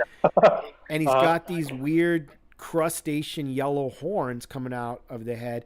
And then he walks past me, and I look at him, and the back of his skull is in two sections with his brain exposed. Right? And I'm like, and then I talk to Jared, like, what's up with Brandon? What is wrong with your brother? And he's like, oh, that's his new look. He surgically had that done. That's a new thing. And like when I was talking to Brandon, he was like mumbling because he had no lips anymore. He just mumbled through this like skull structure. And I'm just like, yeah. I'm tripping out. I'm like, no, dude, your brother's not okay. Like, what happened to him? Why did he do this to himself? You know? And Jared's just like, no, dude, he's fine. He's totally fine. I'm like, how? I'm like, yeah, but I'm trying to reason with him. I'm like, but how can he sculpt anymore? How does he see? He goes, oh, well, yeah, he can't really see anymore. He can only see vague shapes. So he just does random weird, like, shapes now. And I go, but how is he happy like this? And he goes, oh, no, he's totally happy, man. He loves it. And I'm like, what? That's dude, so and then crazy. I woke up, and it was the weirdest freaking dream. I got to tell them about it, but, well, they'll find out now. Oh, my gosh. It was bizarre, man. I don't know why. That's I wild, don't man. really ever dream about people that way, so it was the most weird thing for me to wake up and just like, what the fuck? So now it's funny, though. Now I want to sculpt what I saw, you know? Yeah. You should. Absolutely should. Anyway. That's so creepy. Weird, man. Dreams are weird. But yeah, dude, so you're over there now. Joel's working on Evil. And what else do you guys, or what else do you have that you want to chat about? Like, what else? Because you've done your own movies, right? You've done your own movies. Yeah, I mean, short movies, right? Yeah, I mean, me, like a lot of other effects people, have a passion for filmmaking as well. I directed I'd say my most polished thing was a few years ago. I was able to get money to direct this little short film that I wrote, and I directed it too. It was filmed in New York. It was called Allie's Realm. Jennifer Beals was in it. Cool. A lot of the people, Mark Webber, it was a lot of fun. I mean, that in itself was really surreal because, I loved it. I mean, I didn't want to walk away from it when I was filming that short. And I completed it. It won some awards at festivals. It's gotten, thank you. It's gotten me meetings in Hollywood. I've had, I had a meeting with one of the producers from Get Out, nice. And his wife. Another friend that's a director loved it. He showed it to somebody at Warner Brothers. I had a meeting over there. I've had a lot of little meetings, and more recently, a friend of mine, told an executive at Netflix about it, and is telling somebody about it at Paramount Plus. So it's it's still, it's getting around. I've written, other things, and but more recently, I've written 3 new short films that I want to shoot as soon as I can. One of them is a very Twilight Zone. I love the Twilight Zone. I grew up loving the Twilight Zone, and one of them is very much like that. That's cool. That one's called The Waiting Room. This other one that I wrote is it's a kind of a dark comedy. It's slightly like Reservoir Dogs, but like a dark comedy Yeah. twist to it with makeup Awesome. effects. And that one is another one I want to shoot soon. I'm trying to get money to shoot these because the most polished one, Ali's Realm, which I was telling you about. I shot that in New York. I had a crew, 25 people. We shot it on a red camera. It looked very professionally Yeah. shot. I set up. The one thing I love to do is, we had hired a storyboard artist, and I went over with him what I wanted to see, and obviously he read the Yeah. script. But the one thing I found to be the best thing to do was I would set up my storyboards on my iPhone. So I would, we'd go in that day. It was a 5-day shoot. We'd go in and I'd set up what I wanted on my iPhone. Then I'd show that to the DP, and then he would take that and transition it into the shot, Yeah. which worked out really well. Because I don't know, I love working just very spontaneously like that. Here's a little story really quick I'll tell you, but years ago when when we were working on Men in Black 3, my friend Marty Matulas, who's a super performer, actually he's probably, you've seen him on every episode of Evil now. Joel uses him a lot, which is great. He's fantastic. He's tall, Doug Jones type body, very tall, thin. I think I've seen him. Yeah. Marty plays demons a lot. If not every demon, almost every demon on Evil. But Marty calls me up one day, and this is back when we were working on Men in Black 3. He's like, "Hey, I just got this camera." I was like, "Awesome, cool." He's like, "Do you want to shoot something on it?" I said, "Hell yeah." So I think the next day, I spent all day and all night writing this short film called Mr. Clown. And then I showed it to him the next day. And let me back up here.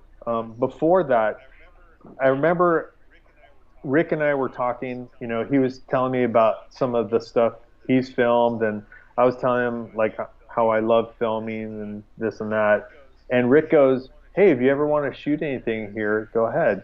And I said, "Really?" He's like, "Yeah, sure."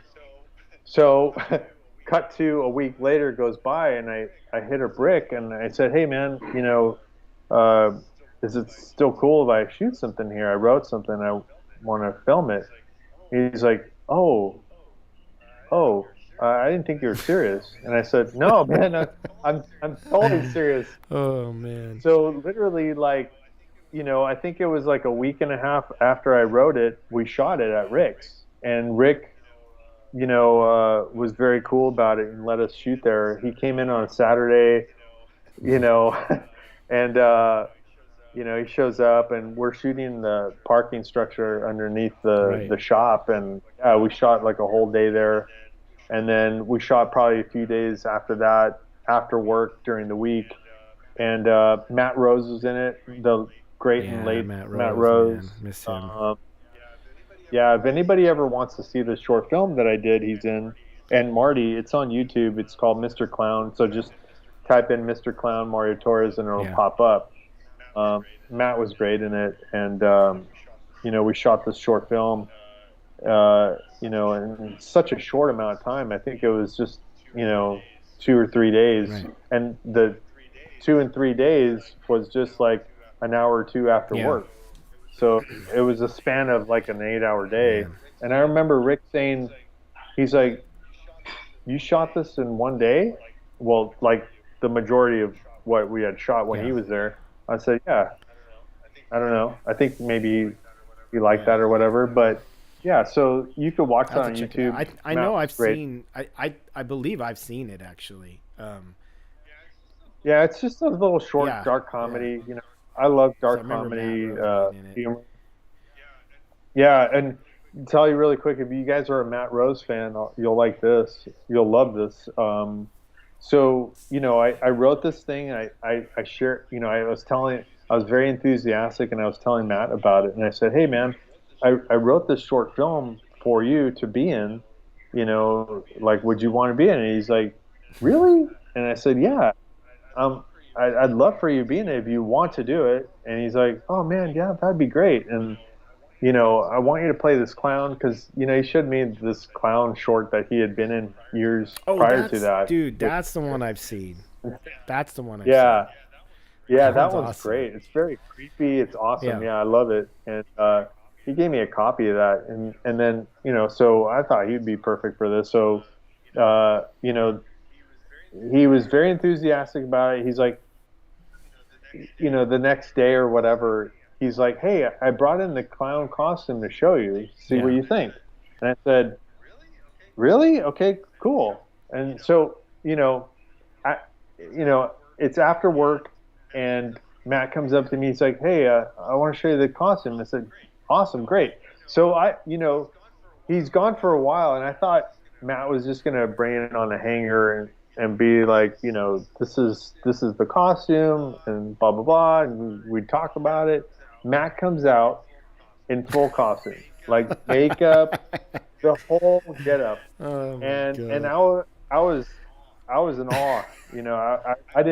I was speechless. I was like, wow, this is fucking awesome and beautiful, and that he was so into doing this character that he fully got in the whole thing and showed me the whole thing, and I was fucking super excited about it.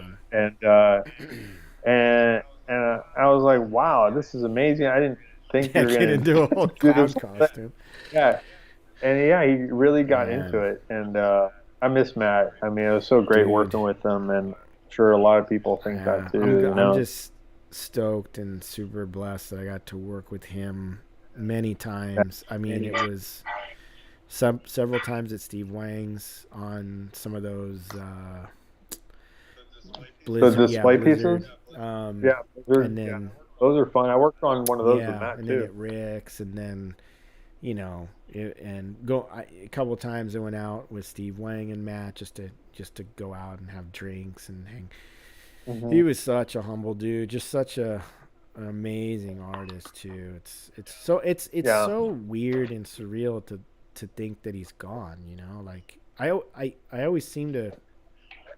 I don't know if it's just part of not accepting it, or what it is, but I always feel like he's not gone yet, and then I realize he is, and I'm like, God damn it, it's just so strange, I know what you mean, but I guess us talking about him like this, in a good way, keeps his memory alive, which in a sense he's not gone. No, he's right? not. I have the best photos of you guys, man, from Rick's.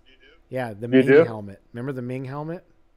Matt was strangling you, and you had the Ming helmet on. Ming helmet. So do you remember when we got?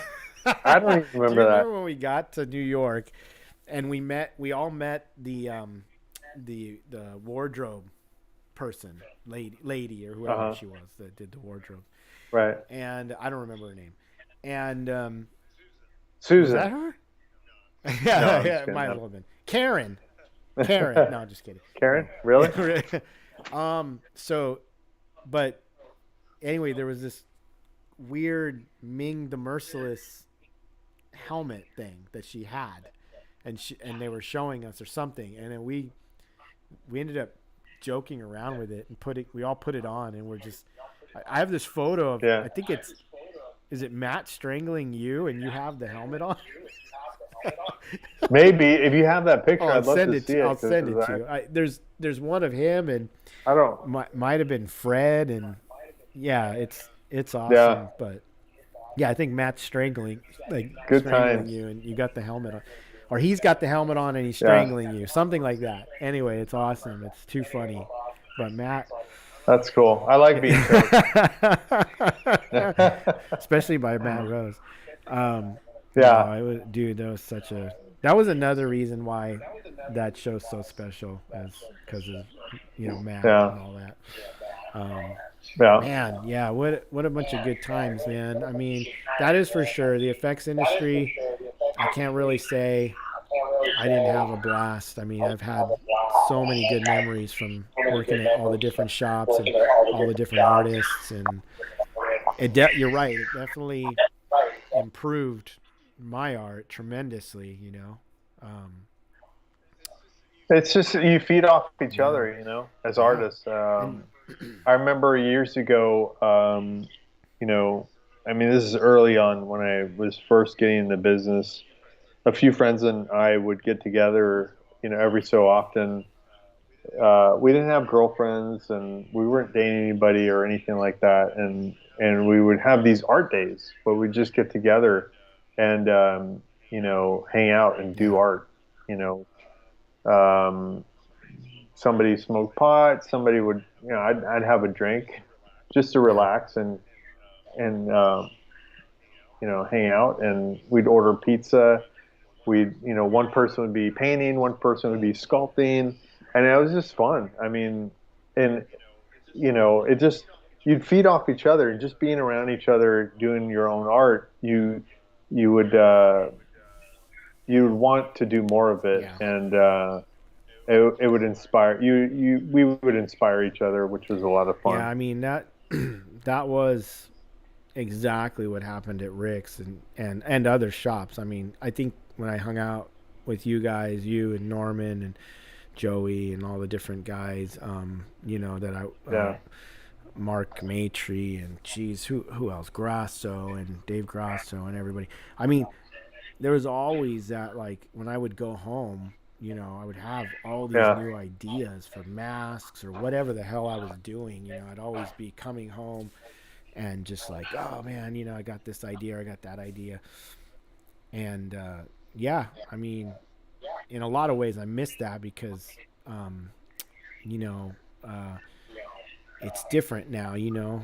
Now I work in a different place. You know, I work at Sideshow, and it's really collaborative and artful in a different way, you know, because it's all painting. So it's a different.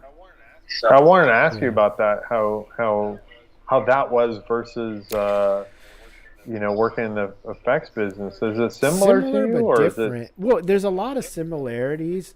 And you know, I work with a lot of guys that used to be in the effects business, like Tom, you know, Tom Gillian and Jesse, cool. you know, you know, Jesse worked at Rick's too. And so there's a few guys there that come from that background.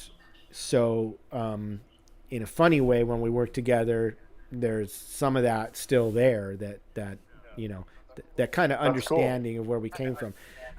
Not everyone, you know, is from that. Some guys are from toy prototyping in different parts, you know, different industries. So all the painters I work with, I'm the only guy that came from the effects, and they kind of came from, like, you know, 21st century toys or Gentle Giant or other, you know, and now they transition to Sideshow.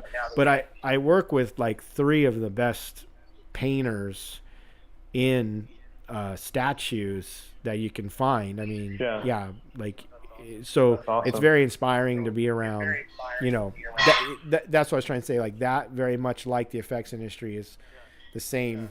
You feed off but it's each all other. painting, you know, it's not sculpting and monsters. So it's different, you know, like I do miss that sculpting with friends, monster friends that have the same mindset and tastes and likes and things like that. So I do miss you guys that way for sure, you know, 100%. So awesome, man. The great thing is Sideshow's been such a stable place for me. You know, it's been a great place for me to be in my life right now. But you know, awesome. I always thought it'd be cool to go to a bar with a bunch of friends. If they would allow this at the bar and everybody do art there, that would be fun. That would be cool, man. Yeah. There's some breweries that do that. Breweries, You can organize that. There's What did he say? breweries that do that. He said there's some breweries that do that. You can go to, Oh, really? That'd be fun to try to do that again. Well, I saw you sculpting at Starbucks once. Yeah, that was a lot of fun. I just did that to try to see just messing around and see what people thought, you know, because and the reason behind that, why I did that, is because I thought it was, obviously, you go into Starbucks in the morning or afternoon or whatever, and everybody's on their computers or their Yeah. phones, and I just thought how funny it would be to just try it. Just see what people. And, yeah. How many people I had a approached friend you? Like, going what are you there. doing? Or Nobody approached me, but you know, everybody just went about their business and just did their own thing. And occasionally people would be like, "What the fuck? Like, there's a guy like sculpting a makeup here." And yeah, another thing I wanted to do was just do a sculpture like right off the off ramp on the freeway, just and stand there and just do a sculpture. yeah. Yeah. I It'd be thought funny it'd if be you fun start to do getting that. tips and stuff. Or, Yeah, well, yeah. if you were at Starbucks and you were sculpting something extremely twisted like that baby, then you would have gotten. It'd be more like, what the hell is this guy doing Yeah. in here?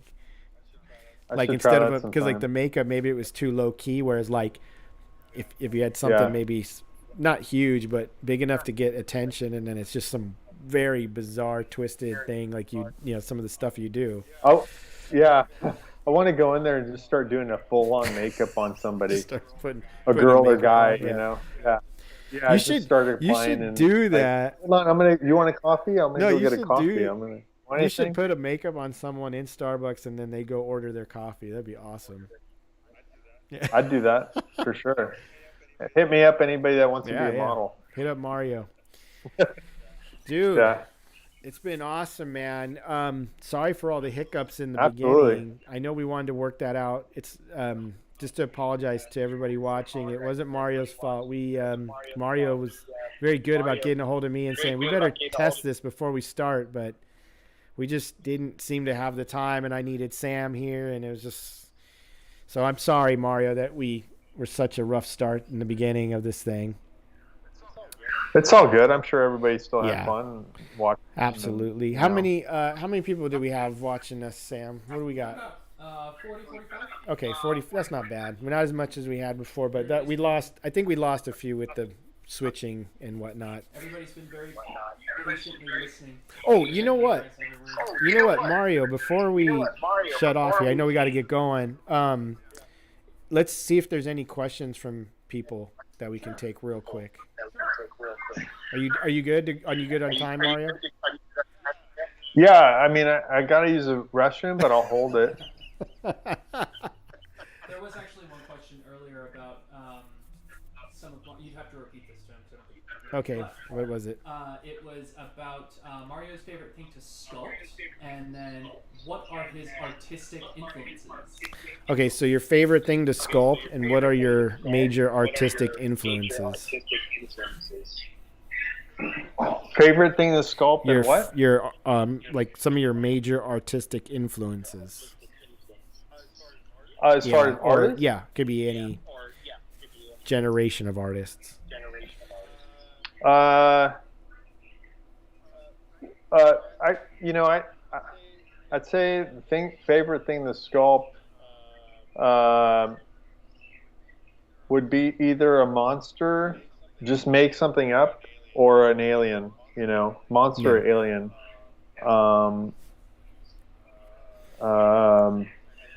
And then as far as like inspiration, I really like anatomy.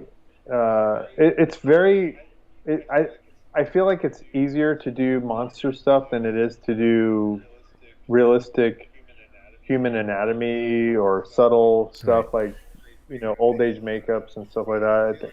I feel like it's more difficult to do that stuff. Absolutely, yeah. Because everybody knows what that looks like, but when you do a creature, monster, or alien, and that could be anything. But I do tend to try to utilize those subtleties in what I do, whether it's an alien, monster, or creature, and try to give it that realism in those characters. But I was always inspired by Rodin or Michelangelo or Rick Baker or Rob Right. Bottin. As far as influences go, um, you know, as a kid. Uh, but I've worked for Steve Johnson, ADI, a bunch of people. Yeah. I mean, every shop you could think of, I've probably been at. Some of them are still around. Some of them have closed down, and you know, I don't know. It's just taking everybody's information and I've worked around a lot of people, and I feel that I've taken a little bit from everybody. I've stolen some of their powers, and I've incorporated them into mine. Yeah. No, I'm just kidding. I don't know, but I mean, always keep absorbing as an artist. I would say I always keep learning. Never think you know everything. I think is the key to keep growing as an artist. Yeah. I used to draw before I sculpted. Ever since I was little, ever since I can remember, I used to draw, and then I'll tell you really quick the story how I got into this is I was in high school, and I always loved movies and art and all that stuff. But when I was in high school, I was focused at one point to being an architect, and I was taking drafting classes and all that, and architectural classes. And one year, my friend Edwin, who sadly has passed away, he was about my age, passed away at 45 to cancer. But he's the one I have to thank for all this, because he introduced me to all this stuff. I was in this architect drafting class, and he comes up to me one day. He's like, "Man, I know you will love this class. You've got to take this class the next semester." And I said, "What class is that?" He's like, "Did you even know that we have an animation program here at the high school?" And I said, "What?" Yeah. So yeah, he starts telling me about it. I said, "This is crazy. Like, I didn't even know." Because I was so submerged into becoming an architect. But he introduced me to this class, and it's this animation program where you can make stop motion animation films and 2D traditional animation films where it's just cell animation. It was a high school called Roland High School, and I think the program doesn't exist anymore. It's dissolved. But the teacher at that school used to work at Warner Brothers, and then this is like early 80s. So he used to work at Warner Brothers.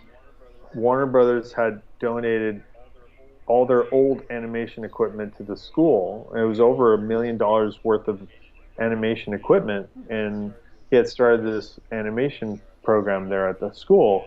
And the teacher ended up getting a lot of students there that graduated their jobs on The Simpsons and other companies and stuff.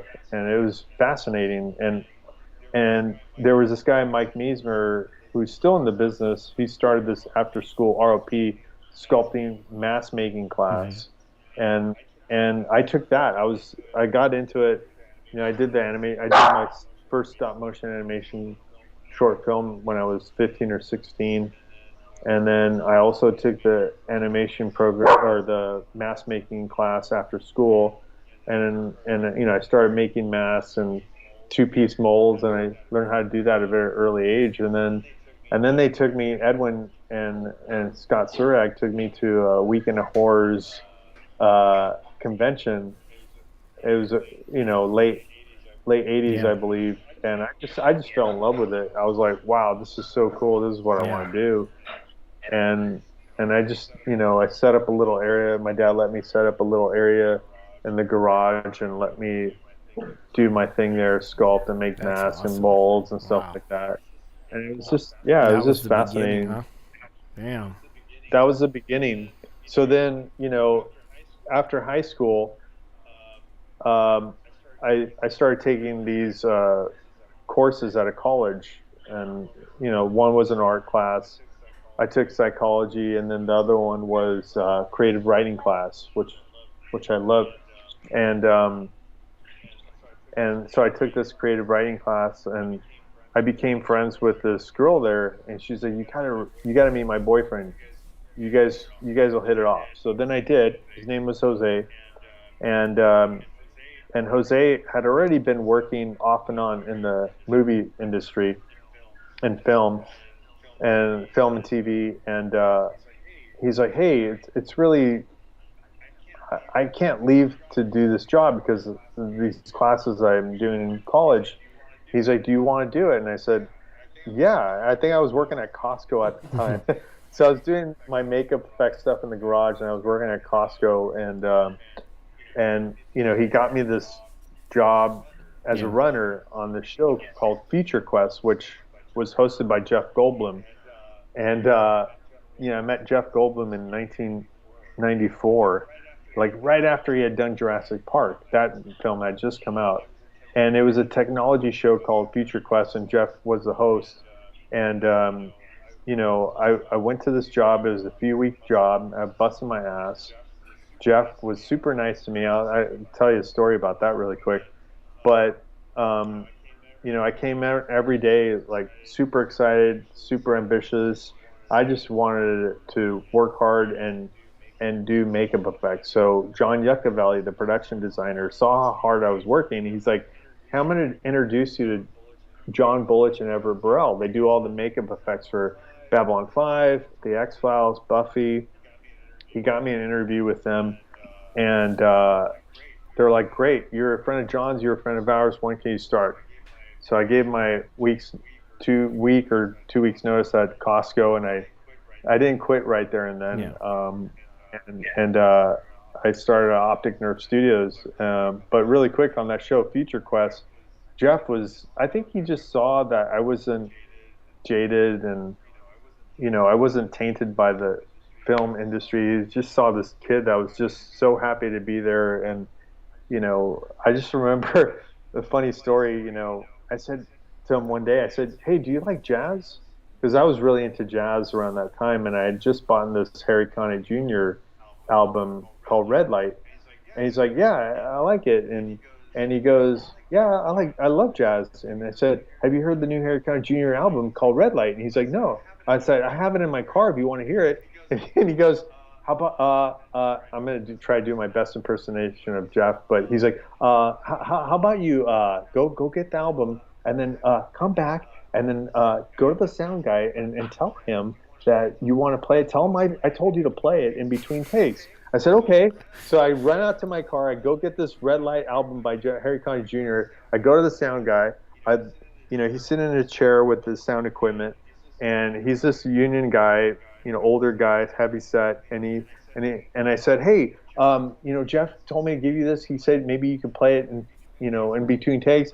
And he looks at me very disgruntled, not happy at all, and looking at me, and he goes, looking at me like, who's this stupid kid, Right. Whatever. I was 20 years old, and he goes, give it to me. And I hand him the CD, and he plays it in between takes, and Jeff listens to that, and he's like, oh my God, I love this, I got to go out and buy this. And I said, yeah, it's great, right? And we really hit it off. I mean, he was just such a nice awesome, guy, man. really down-to-earth, humble guy. He's like, did you do something different with your hair today? I mean, things like that. It was. I thought, wow, are all actors like this? Are they all nice like this? I just thought he was such a nice guy. I got hired on to work on Babylon 5, and the rest is history. The answer to all actors being nice like that, no. Man. Yeah, so it's always awesome when you meet one of these legendary actors and they're super cool. That's the best. Yeah, and then more recently, I've watched The Fly a few times, which I love. You ever heard of insect I just politics? Yeah, It's the best. exactly. I mean, we've all seen the original, but I love David Cronenberg's take on The Fly. Yeah, that was great. It's awesome, dude. That is killer, man.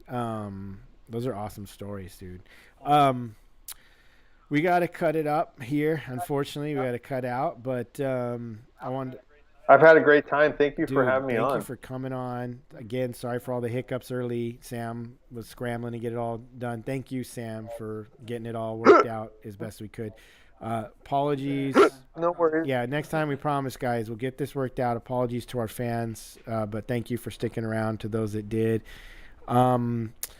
Next week show we'll return to normal. These last couple shows have been these interviews, which we wanted to do with special guests like Mario. Mario's got such a vast career; it's hard to cover in just 20 or 30 minutes. We got to kind of use the time we have to give proper time to Mario's career and what he's doing. So, but Mario, thank you so much for doing this and taking the time. Absolutely, and just plug my please Instagram. If you guys want to see a bunch of monster stuff, follow me on Monster Mania Effects. I've posted everything that I've done for other studios and some of my own personal stuff on there. Monster Mania. But yeah, and is there any other? Do you have a Facebook? I don't have Facebook. No, I got rid of that years ago. Instagram, and then do you have there's his Monster at Monster Mania Effects on Instagram, and then do you have any other like a website or anything? No, I don't have a website. It's an old one.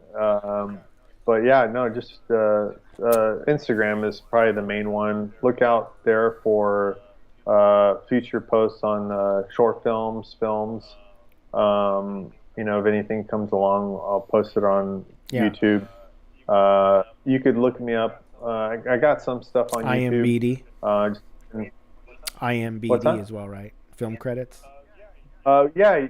You could look up my film credits on IMDb. It's got all my film credits and upcoming projects.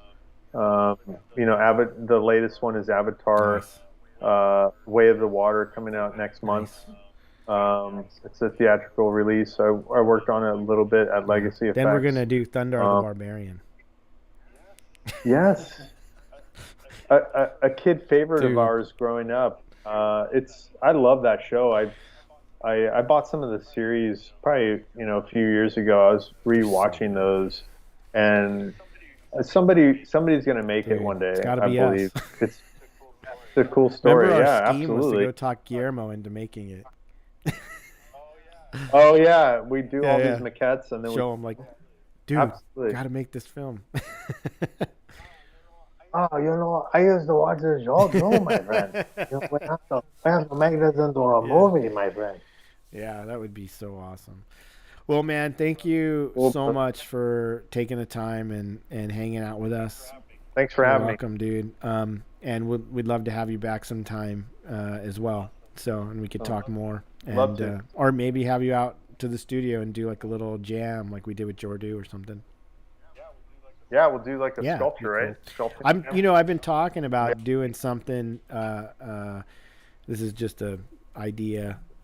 Getting a few, like you were talking about, getting a round table of artists together just to chit chat. That would be fun too, to do something like that. And just maybe, like we could all work on little maquettes and just talk away. That'd be cool. But we'll have to. I can't that'd be a blast. Throw that one on Sam. We'll have to really plan that out, how that would work. But thanks a lot, man. Appreciate it. It's been a blast.